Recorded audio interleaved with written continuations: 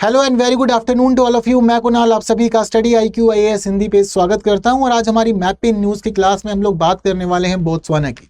इसके पीछे का रीजन क्या है, तो हाल ही में भारत की राष्ट्रपति द्रौपदी मुर्मू ने यात्रा की है बोत्सवाना की और दोनों देशों में यह तय हुआ है कि बोत्सवाना भारत को 8 और चीते देने वाला है।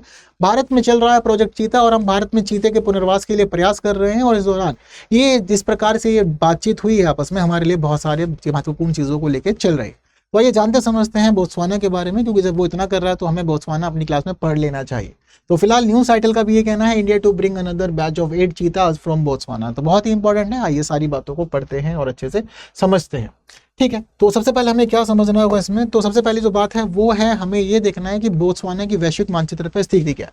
तो पहले तो ये समझना कि किस महाद्वीप का हिस्सा है, तो ये दरअसल अफ्रीका महाद्वीप का हिस्सा है और अफ्रीका महाद्वीप में भी ये खासतौर पर इसके दक्षिणी हिस्से पर मौजूद है, क्योंकि काफी ज्यादा नीचे हमें देखने को मिल रहा है यहाँ पर ये मानचित्र में। तो ये अफ्रीका महाद्वीप के भी दक्षिणी हिस्से में देखने को मिलता है और बोत्सवाना की खास बात यह है कि पूरी तरह से स्थल रुद्ध देश है, यानी कि इसकी कोई भी सीमा किसी भी जल निकाय से नहीं लगती है, सभी तरफ से घिरा हुआ है भूमियों से या अलग अलग देशों से। हालांकि बोत्सवाना की खास बात यह है कि अफ्रीका का सबसे स्थिर, शांतिपूर्ण और संसाधन संपन्न देश इसको कहा जाता है। इसकी राजधानी है गैबोरोन। तो कई बार राजधानी भी पूछी जाती है, तो आप लोग को याद रखना होगा कि गैबोरोन इसकी राजधानी है। तो चीजें पूछी जाए तो आप लोग याद जरूर रखिएगा, ये इंपॉर्टेंट चीजें हैं। फिलहाल तो अफ्रीका महाद्वीप पर मौजूद है दक्षिणी हिस्से में और राजधानी गैबोरोन है। चलिए इतना कुछ तो समझ लिया, लेकिन अब सबसे जरूरी बात यह है कि हम ये समझते हैं कि ये कौन कौन से देशों के साथ सीमा साझा करता है। अब देखिए, दरअसल आपको मैंने जस्ट अभी ये बताया कि बोत्सवाना की खास बात यह है कि दरअसल बोत्सवाना फिलहाल अलग अलग देशों के साथ सीमा साझा करता है, क्योंकि ये एक पूरी तरह से स्थल रुद्ध देश है। अब जब स्थल रुद्ध देश है तो ऐसी स्थिति में यहाँ पर कुछ देश हमें आसपास से इसके साथ सीमा से जुड़े हुए मिलेंगे, हालांकि कोई जल निकाय नहीं मिलेगा। तो कौन कौन से देशों के साथ ये सीमा साझा कर रहे हैं, तो कहानी शुरू करते हैं। सबसे पहले हम लोग इसके पश्चिम से। दरअसल पश्चिम में और उत्तर में दोनों ही जगह पर जो देश इसका सीमा साझा कर रहा है उसका नाम है नामीबिया। ठीक है, तो यहाँ पर मौजूद है नामीबिया और नामीबिया की खास बात यह है कि नामीबिया इसके साथ में दो तरफ से अच्छी खासी सीमा को साझा कर रहा है। ठीक है, तो यहाँ पर मौजूद है नामीबिया, तो ये इसके पश्चिम में भी सीमा साझा कर रहा है और उत्तर में भी यही सीमा साझा कर रहा है इसके साथ। हालांकि उत्तर में हमें एक और पहलू देखने को मिलता है और वो पहलू देखने को ये मिलता है कि एक बहुत ही छोटा सा बिंदु यहाँ पर जाम्बिया की सीमा के साथ भी लगता है। तो यहाँ पर हमारे लिए जाम्बिया भी इंपॉर्टेंट हो जाएगा। तो यह बहुत छोटा सा बिंदु है जो जाम्बिया की सीमा के साथ लग रहा है। इसके अलावा यहाँ मौजूद है जिम्बाब्वे। तो जिम्बाब्वे इंपॉर्टेंट देश है अपने आप में बहुत ज्यादा, क्योंकि यहाँ पर सीमा को लेकर के चल रहा है इसकी। ठीक, तो जिम्बाब्वे इसके साथ में पूर्व में सीमा साझा कर रहा है और वहीं हमें देखने को मिलता है कि यहाँ पर साउथ ईस्ट में यानी कि दक्षिणी पूर्व में और दक्षिण में, इन दोनों ही जगह पर भी एक ही देश सीमा साझा कर रहा है। उस देश का नाम है दक्षिण अफ्रीका।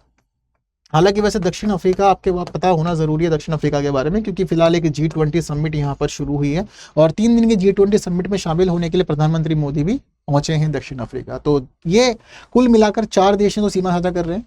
पश्चिम में नामीबिया और उत्तर में भी ये सीमा साझा कर रहा है। उत्तर में एक छोटा सा पॉइंट जाम्बिया से लग रहा है, पूर्व में जिम्बाब्वे और दक्षिण पूर्व और साथ साथ में दक्षिण अफ्रीका। तो ये सारी चीजें इंपॉर्टेंट और खास है। चलिए बढ़ते आगे, और आगे बढ़ते समय थोड़ी सी खास भौगोलिक विशेषताओं पर चर्चा करते हैं फिलहाल हम लोग बोत्सवाना की, क्योंकि बहुत सारी भौगोलिक विशेषताओं को समाये हुए हैं। जैसे कि इसकी एक बहुत ही खास भौगोलिक विशेषता है कालाहारी मरुस्थल। तो दरअसल इसका एक अच्छा खासा दक्षिणी हिस्सा जो है वो कालाहारी मरुस्थल का है और हमें देखने को मिलता है कि ये जो हिस्सा है ये हिस्सा खासतौर पे कालाहारी मरुस्थल के क्षेत्र के रूप में जाना जाता है बोत्सवाना का, यानी कि दक्षिणी हिस्सा बोत्सवाना का हम कहें कि कालाहारी मरुस्थल का है तो बात बिल्कुल सही है। और एक बात ये भी समझिए कि बहुत ही बड़ा हिस्सा यहाँ पर कवर करता है और लगभग बोत्सवाना का 70% भाग कालाहारी मरुस्थल से ही ढका हुआ है, क्योंकि बोत्सवाना की जो भूमि है मुख्य रूप से मरुस्थल वाली है, रेगिस्तानी भूमि है और मैदानी हिस्से यहाँ बचे कुछ हिस्सों में हमें देखने को मिल जाते हैं। तो अर्धशुष्क मरुस्थल हमें देखने को मिलता है, हालांकि तापमान यहाँ पर -40 डिग्री सेल्सियस तक भी पहुंच जाता है, इतनी गंभीर स्थिति होती है। तो ये इसकी एक बहुत ही महत्वपूर्ण विशेषता है कालाहारी मरुस्थल, ध्यान रखिएगा। और कालाहारी मरुस्थल के लिए एक जनजाति बहुत ही फेमस है, पढ़ा चुका हूं पहले भी, कौन सी है वो मुझे कमेंट बॉक्स में आप लोग बताइएगा। इसके अलावा दूसरी खास विशेषता है इसकी ओकावांगो डेल्टा। अब ये ओकावांगो डेल्टा है कहां, तो देखिए दरअसल ये जो हिस्सा है इसको कहा जाता है ओकावांगो डेल्टा। हालांकि एक प्रश्न है यहाँ पर और वो प्रश्न ये कहता है कि जब बोत्सवाना किसी भी समुद्र तट से या किसी भी सागर से सीमा साझा नहीं करता, किसी महासागर से सीमा साझा नहीं करता, तो यह डेल्टा बन कैसा रहा है। दरअसल जो ओकावांगो नदी है ना, ये ओकावांगो नदी आकर के यहाँ इस हिस्से में कुछ अलग अलग शाखाओं में बिखरती है, और जिस प्रकार से शाखाओं में बिखरती है यहाँ एक खासी अलग सी डेल्टा की आकृति देखने को मिलती है, और इसी वजह से बोत्सवाना जो है ये अपने इस विश्व प्रसिद्ध भौगोलिक चमत्कार के लिए बहुत ही फेमस हिस्सा भी है, और बहुत ही फेमस यहाँ की जो नदी ओकावांगो है।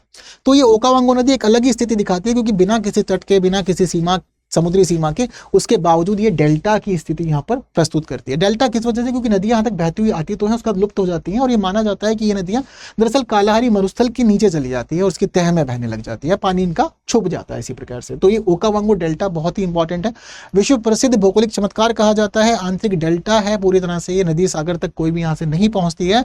इसे यूनेस्को के द्वारा विश्व धरोहर स्थल के रूप में भी घोषित कर दिया गया है, और देश के सबसे ज्यादा जैव विविधता हमें देखने को भी यही मिलती है, तो इसीलिए ये हिस्सा बहुत ही इंपॉर्टेंट है।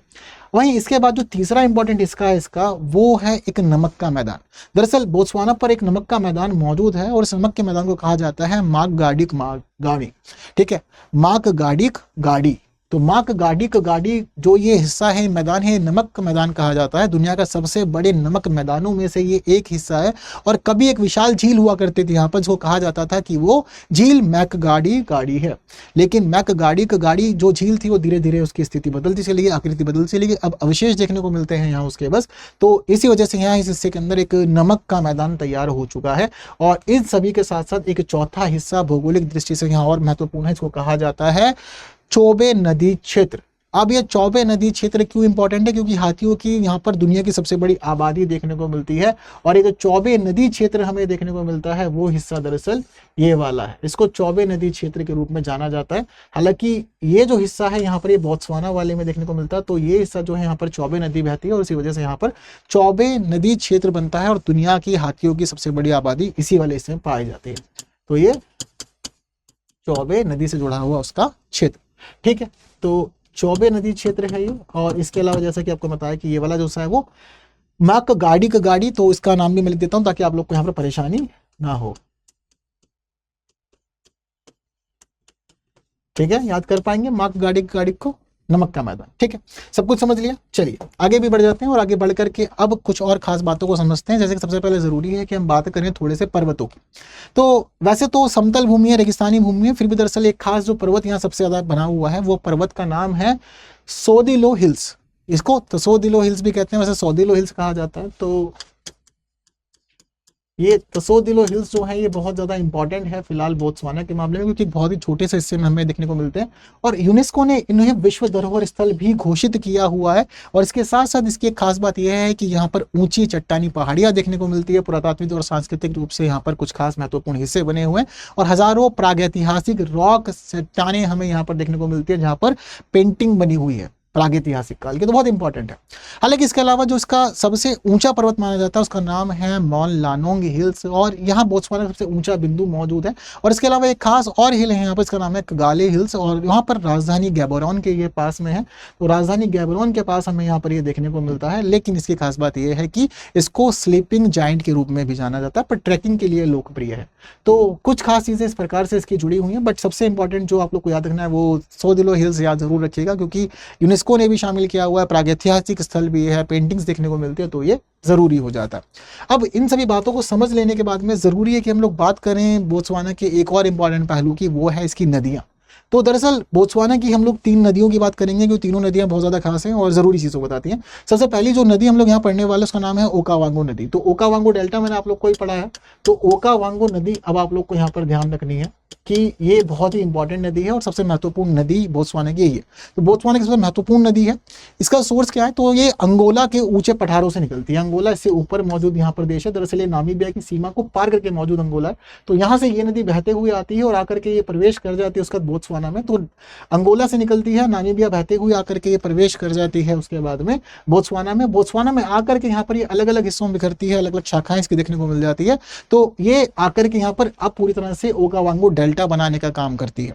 तो दुनिया का सबसे बड़ा इनलैंड डेल्टा है, जैसे कि आपको बताया इसके बारे में। तो ये इंपॉर्टेंट चीजें हैं, ध्यान रखिएगा इसके बारे में। तो पहली इंपॉर्टेंट नदी ओकावांगो, सबसे महत्वपूर्ण नदी है इसकी। ओकावांगो के बाद दूसरी इंपॉर्टेंट नदी है चौबे नदी, और जो चौबे नदी है ये दरअसल यहाँ पर बहने का काम करती है, यहाँ इस जगह पर। और और जो चौबे नदी है चौबे ओकावांगो की एक सहायक नदी है और इस दौरान बोत्सवाना नामीबिया सीमा के पास ये बहती हुई आती है और दोनों ही जगह से बहती हुई आ करके ये नदी आगे जुड़ जाती है ओकावांगो नदी से। ठीक है, हाथियों के लिए हिस्सा बहुत ज़्यादा फेमस है, ये भी चीज़ें ध्यान रखिएगा। इन दोनों ही नदियों के बाद यहाँ जो तीसरी इंपॉर्टेंट नदी है वो है लिम्पोपो नदी। और दरअसल जो लिम्पोपो नदी है ये नदी इतनी ज़्यादा खास है कि ये नदी दक्षिण अफ्रीका और बोत्सवाना इन दोनों की सीमा पर बहने का काम करती है। तो बोत्सवाना की दक्षिणी पूर्वी सीमा पर बहती है और ये दक्षिणी अफ्रीका के साथ साथ बहने का काम करती है। दक्षिण अफ्रीका और जिम्बाब्वे के साथ सीमा निर्धारण का काम भी यही नदी करती है। तो ये हमें यहाँ पर भी देखने को मिल जाती है कि दोनों देशों के बीच सीमा भी बनाती है यही नदी। और इसी के साथ साथ एक खास पहलू यहाँ पर यह है कि ये जिम्बाब्वे के लिए एक बहिर्वाही नदी है, यानी कि आगे बढ़ती है और आगे बढ़ते हुए जाकर के ये नदी इसी प्रकार से हिंद महासागर में मिल जाती है। तो ये वाला काम भी यही नदी करती है। ठीक है, तो दक्षिण अफ्रीका और जिम्बाब्वे की सीमा बनाने का काम भी यही नदी करती है। और ठीक है, तो दक्षिण अफ्रीका और जिम्बाब्वे की सीमा भी यही बनाती है, बोत्सवाना और दक्षिण अफ्रीका की सीमा भी यही बनाती है। तो कुछ ये खास स्थिति है इस नदी की, तो इंपॉर्टेंट है। इसी तरह से ये नदी बहती है और बहते बहते जाकर के आके ये हिंद महासागर में गिर जाती है। तो ये इस नदी की खास मामला है। ठीक है, तो ये हो गई हमारी लिम्पोपो नदी, तो इसको भी ध्यान रखिएगा, ये जरूरी पहलू है। तो ये सारी की सारी खास बातें जो आपको जाननी समझनी थी बोत्सवाना के बारे में, ये सारी उसकी इंपॉर्टेंट बातें हैं और ये ध्यान रखिएगा क्योंकि एग्जाम में कुछ भी पूछा जा सकता है। तो जितनी इंपॉर्टेंट चीज़ें थी वो हमने डिस्कस कर ली है और जब हम लोगों ने इतना कुछ खास डिस्कस कर लिया तो मुझे लगता है कि आप लोग कुछ खास क्वेश्चंस के आंसर दे पाएंगे। तो ये आंसर ज़रूर से मुझे दीजिएगा कॉमेंट बॉक्स में, देखते हैं कितने लोग इसका आंसर ठीक ठीक देते हैं, कितने लोगों ने सारी बातों को ठीक से समझा है।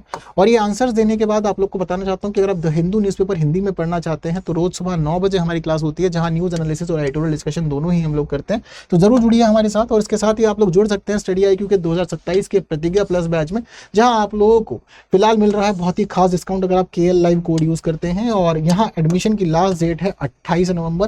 तो जरूर जुड़िए हमारे साथ। ये 2027 का एक ऐसा बैच है जहां आपको क्लासेस के साथ साथ test series, study material, notes, 1-to-1 mentorship, CSET, current affairs, answer writing सारी सुविधा मिलती है। स्कॉलरशिप सुविधा भी मिलती है। टॉप टेस्ट परफॉर्मर बनने पर 11,000 का प्राइस और पूरी फीस रिफंड हो जाती है अगर आप लोगों ने प्रीलिम्स क्लियर किया है। तो बहुत खास बैच है, आपको मिल जाएगा बहुत ही खास डिस्काउंट और डिस्काउंट मिलेगा KL लाइव कोड यूज करके। तो फिलहाल 20,999 प्राइस है, आप ज्वाइन कर सकते हैं। इंग्लिश, हिंदी और इंग्लिश तीनों ही मोड्स में आपको ये प्रोग्राम मिल जाएगा। अगर आप 2026 का प्रीलिम्स देना चाहते हैं तो आपके लिए भी खास बात यह है कि हम लोगों के यहाँ पे SIP शुरू हो गया, यानी कि सक्सेस इन प्रीलिम्स कोर्स शुरू हो गया और इस कोर्स में आप ज्वाइन करके 2026 के लिए अपने प्रीलिम्स की तैयारी को अच्छा बना सकते हैं और साथ ही 2026 के प्रीलिम्स को क्लियर कर सकते हैं, क्योंकि यहाँ आपको classes, study material, MCQ, PYQ, mentorship सारी सुविधाएं मिलती है 2026 के प्रीलिम्स को क्लियर करने के लिए। तो यहाँ ज्वाइन करने के लिए KL लाइव कोड आप यूज करेंगे तो अच्छा रहेगा।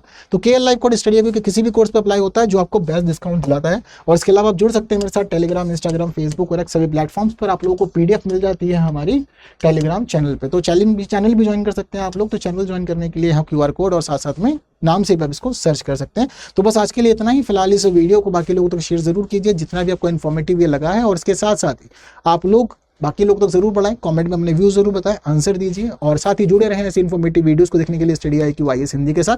फिलहाल के लिए दीजिए मुझे विदा। Thank you so much. जय हिंद।